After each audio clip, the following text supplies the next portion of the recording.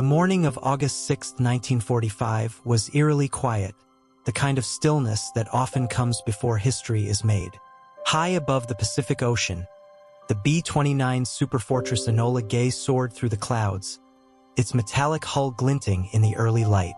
At the controls was Colonel Paul Tibbets, a man burdened with a mission that would forever change the world. Paul stared straight ahead, his hands steady on the yoke, but his mind swirled with thoughts he dared not voice. The bomb in the belly of the plane wasn't just any weapon.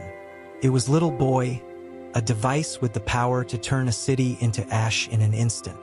The crew was silent, each man lost in his own thoughts.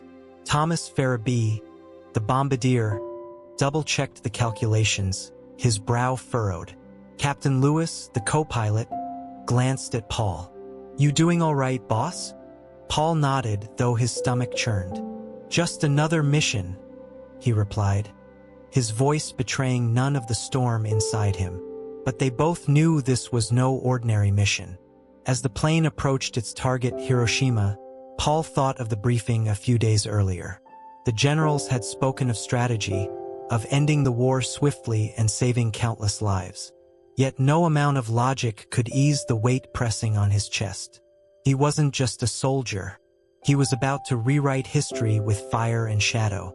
"Approaching target," Farabee announced, breaking the tense silence. Paul took a deep breath. "All crew, prepare for release." The minutes stretched into an eternity as the plane crossed over the city. Below them lay Hiroshima, bustling with life, unaware of the storm about to descend. "Bomb doors open," Farabee said, his voice steady but tinged with tension. Paul's hands gripped the controls tighter. "Release on my mark."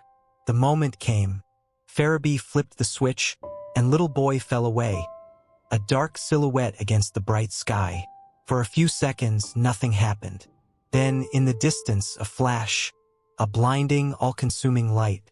The plane lurched upward from the shockwave as the mushroom cloud began to rise, a monstrous column of fire and smoke. The crew shielded their eyes, the intensity of the blast visible even at their altitude. "My God," Captain Lewis whispered, "what have we done?" Paul said nothing, his eyes locked on the devastation below. The city was gone, replaced by a churning sea of fire and rubble. He felt the weight of 1,000 voices, 1,000 lives, extinguished in an instant. The intercom crackled. "Mission successful," came the voice from command. But there was no cheer, no relief, only the heavy silence of men who had just witnessed the unimaginable. As the Enola Gay turned back toward base, Paul's mind drifted. He thought of the faces he would never see, the stories that would never be told. He thought of the millions of soldiers and civilians still caught in the grips of war, and the hope that this act, terrible as it was, might bring peace. When the plane landed, Paul climbed out, his legs unsteady. The airfield was crowded with officers and journalists, eager for details of the mission. But Paul couldn't speak. The enormity of what had happened weighed on him, a burden he would carry for the rest of his life. That night, Paul sat alone, staring at the sky. The stars above seemed distant, cold, and indifferent to the chaos below. He knew history would judge him, that his name would be remembered for what had happened that day.